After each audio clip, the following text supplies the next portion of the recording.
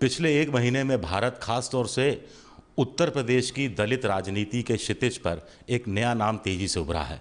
नाम है चंद्रशेखर आज़ाद। चंद्रशेखर आज़ाद की भीम आर्मी ने कुछ दिन पहले दिल्ली के जंतर मंतर पर भी शक्ति का प्रदर्शन किया था। हमारे साथ खुद चंद्रशेखर आज़ाद हैं। यूपी में अभी योगी सरकार आती है और आने के साथ ही दलितों और दबंगों के बीच ये संघर्ष की घटनाएं सामने आती है। क्या वजह मानते हैं?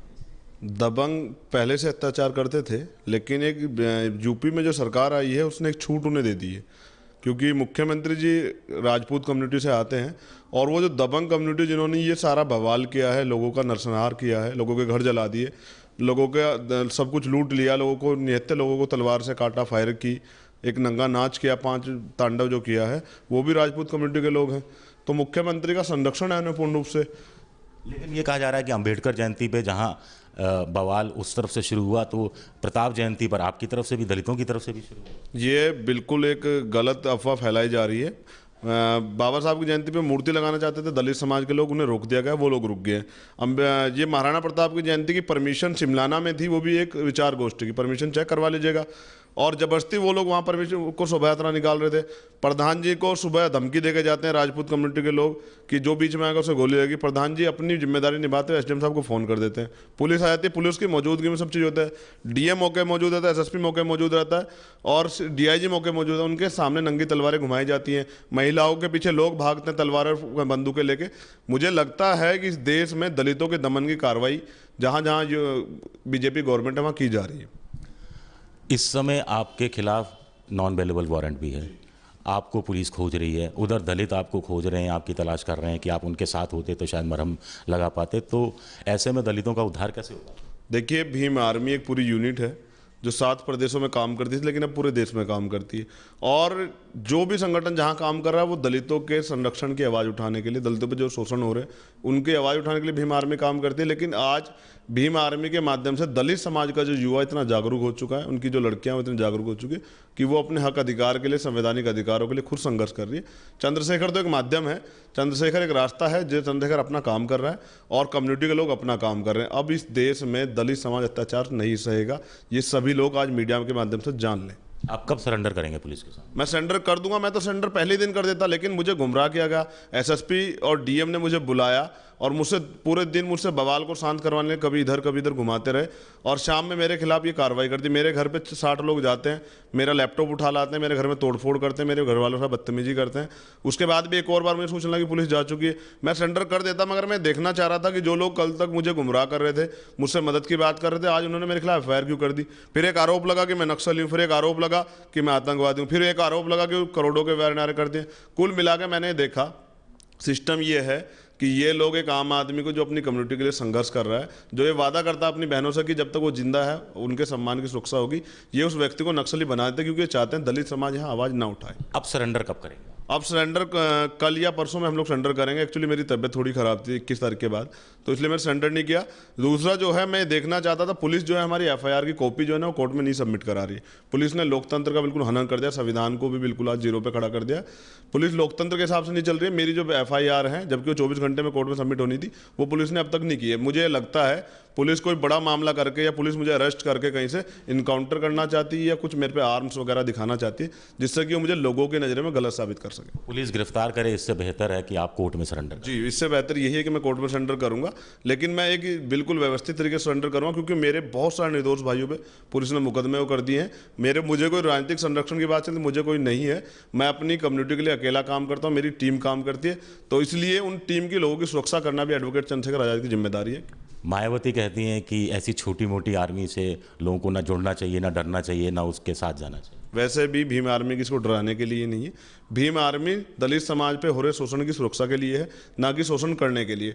और आप अच्छी तरह से जानते हैं, अगर शोषण हुआ होता तो 5 तारीख को जब घटना है तो 6 तारीख में होता। तो आप दलितों के लिए काम करना चाहते हैं तो मायावती के साथ मिलकर क्यों नहीं करते? उनका इतना बड़ा कैनवास है, इतना बड़ा क्षेत्र है, इतना राजनीतिक आधार है, आपको तो उसमें मदद मिलेगी। मुझे राजनीति नहीं करनी है, इसलिए मैं बहन जी का सहयोग नहीं लेना चाहता हूँ। बहन जी अपना काम करती है, एडवोकेट चंद्रशेखर आज अपना काम करता है। लेकिन ये बताना जरूरी है क्योंकि बहन जी को सभी कम्युनिटी के वोट चाहिए, उनके हाथ थोड़े बंधे हुए हैं। एडवोकेट चंद्रशेखर आज़ाद ये मानता है, अगर आज लोग ये कह रहे हैं कि बीजेपी सरकार को कोस रहे हो, अगर यहाँ बसपा की सरकार भी होती और उनके राज में दलितों पर अत्याचार होते, माइनॉरिटी के लोगों पर अत्याचार होते, ओबीसी के लोगों पर अत्याचार होते, किसी बहन पर अत्याचार होते, तो चंद्रशेखर की प्रतिक्रिया सेम रहती। लेकिन आप दलितों से कहते हैं कि वो मुस्लिम धर्म अपना लें, इस्लाम अपना लें, बौद्ध की बात नहीं करते, तो आप किसको उकसा रहे हैं? आप इससे बीजेपी का फ़ायदा नहीं कर रहे? मुझे ऐसा लगता है, मेरा कोई भी एक भी स्टेटमेंट ऐसा नहीं हो सकता कि हम इस्लाम धर्म कबूल कर लेंगे। मैंने 21 तारीख को भी कहा था कि अगर ये शोषण लगातार बढ़ता रहा तो हम लोग बौद्ध धर्म ग्रहण कर लेंगे। मैंने ऐसा कोई बयान नहीं दिया। मीडिया अगर ऐसे तोड़ मोड़ के पेश कर रही तो अलग बात है। मैंने ये कहा कि हम बाबा साहब के बताए हुए रास्ते पर चलेंगे। इस देश में ब्राह्मणवादी व्यवस्था खत्म करके मानववादी बौद्ध धर्म को हम लोग जिंदा करेंगे, और वहीं से बाबा साहब के जो सपना था भारत निर्माण का, उस भारत के निर्माण का हम लोग करेंगे। तो अभी आपकी जो आर्मी है, जो आपने नाम दे रखा है उसको भीम आर्मी, उसके कितने सदस्य हैं और कैसे आप सोशल मीडिया के माध्यम से क्या सदस्य बना? देखिए, भीम आर्मी भारत एकता मिशन पूरा नाम है संगठन का, और जैसे हम कहीं जाते हैं वहाँ मीटिंगें करते हैं, लोगों को समझाते हैं, लोगों को बताते हैं कि शिक्षा ही एक मात्र ऐसा हथियार है हमारे पास जिससे हम लोग उन्नति कर सकते हैं। क्योंकि बाबा साहब ये कहते थे, शिक्षा शेरनी का वो दूध है जो पिएगा वो दहाड़ेगा। तो हम बाबा साहब के बताए रास्ते पर चलते हैं, हम लोग अहिंसा के रास्ते पर चलते हैं, हम लोग कानून को, संविधान को अपना धर्म मान के काम करते हैं। तो जहाँ हम जाते हैं लोगों को यही समझाते हैं कि अच्छी अच्छी शिक्षा लीजिए, और एक जो हमारे संस्कार। फंडिंग कौन करता है? फंडिंग जो है मेरी खुद की फंडिंग मेरी माँ करती है, और जो लोग और काम कर रहे हैं, बाबा साहब ने एक चीज़ कही थी कि अगर आप कुछ करना चाहते हैं तो लोगों से अपेक्षा ना करें, 30 दिन में एक दिन अपने लिए श्रम करें, परिश्रम करें, उस पैसे को अपनी कम्युनिटी के लिए खर्च करें। पे बैक सोसाइटी को हम लोग जिंदा रखते हैं, जो कमाते हैं अपनी कम्युनिटी के लिए लगाते हैं। 1995 के बाद पहली बार मायावती को किसी ऐसे जगह जाना पड़ा जहां दलितों का पर अत्याचार हुआ था, तो आपने हिला के रख दिया मायावती। देखिए, बहन जी जो हैं लोकसभा, विधान और राज्यसभा में बोलती हैं, और जब भी कोई दलित अत्याचार का मामला तो बहन जी बोलती हैं। लेकिन मुझे ऐसा, ये तो मुझे पता नहीं कि मैंने हिलाया या क्या हिलाया। मुझे ऐसा लगता है कि उनको पहले चला जाना चाहिए था, लेकिन वो थोड़ी देर से। आप राजनीति में आए? नहीं, मेरी अभी ऐसी कोई इच्छा नहीं है अभी से, मतलब बाद में आ सकते हैं अभी, क्योंकि भविष्य किसने नहीं देखा है, कल क्या होने वाला है ये मुझे नहीं पता। अभी मेरा जो है, मेरी विचारधारा जो है वो सामाजिक विचारधारा है। मैं अपने सामाजिक एजेंडे पे काम करना है, पूरे देश में भीम आर्मी को स्थापित कर। आप में फिर मायावती में क्या फ़र्क है? दलितों के उद्धार की बातें वो भी करती थी, आप भी करते हैं। वो राजनीति में आ गई, आप आगे जाके राजनीति में आने की संभावना टटोल रहे हैं। मुझे ऐसा लगता है कि बहन जी तो आई इधर राजनीति में थी, और मैं सामाजिक तौर पे काम कर रहा हूँ। दूसरी बात ये है, सामाजिक एकता राजनीतिक एकता से ज़्यादा मजबूत होती है। आज मुझे किसी नेता की आवश्यकता नहीं है, ये कम्युनिटी पूरे मेरे साथ है।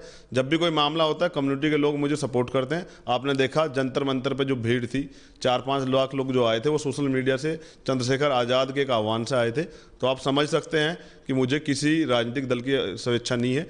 मैं मानता हूँ लोग। आखिरी सवाल मेरा आपसे, क्या आपको लगता है कि जो मायावती, रामविलास पासवान, रामदास अठावले जैसे दलित नेता जिस तरह की दलित राजनीति कर रहे थे, आप जैसा युवा उस राजनीति को बदल कर रख देगा?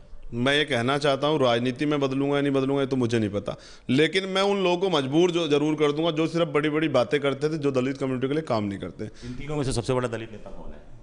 मेरे लिए तो तीनों ही दलित नेता हैं, क्योंकि दलित एक ठप्पा है। जब आप एक कम्युनिटी में पैदा हो जाते हैं, ये देश जातिवादी व्यवस्था में घिरा हुआ है, और जातिवादी व्यवस्था की वजह से ये देश आज पीछे है। योगी पर आपको विश्वास नहीं है? आप कह रहे हैं कि वहाँ पे दबंगों को बढ़ावा मिल रहा है, लेकिन मोदी तो सबका साथ सबका विकास की बात करते हैं। उनसे आपको कुछ न्याय की उम्मीद है? न्याय की उम्मीद बहुत दिन पहले खत्म हो गई थी, जब इस देश के प्रधानमंत्री, जो इस देश की किसी व्यवस्था को चेंज कर सकते हैं, वो ये कहते हैं कि दलितों को मत मारो, मुझे मार लो। मैं ये चाहता था कि उनका स्टेटमेंट ये होता कि दलित समाज पर जो शोषण करेगा उसको ज़्यादा गंभीर सजा दी जाएगी, कड़ी सजा दी जाएगी। ये स्टेटमेंट होता तो मुझे लगता है जमूलेबाजी करते हैं, और जमूलेबाजी वाले लोगों पे मैं भरोसा नहीं करता हूँ। मूंछ कहाँ से गायब? ये मूंछ जब शेर 2 कदम पीछे हटता है तो समझ लीजिए कि अब की बार तैयारी कुछ ज़्यादा बड़ी है, जैसे जंतर मंतर पे आप लोगों ने देख लिए। ये थे चंद्रशेखर आज़ाद, जिनका कहना है कि वो गुरुवार या फिर शुक्रवार को अदालत में सरेंडर कर देंगे। कैमरामैन दिवाकर के साथ विजय विद्रोही, एबीपी न्यूज़। ये है एबीपी न्यूज़, आपको रखे आगे।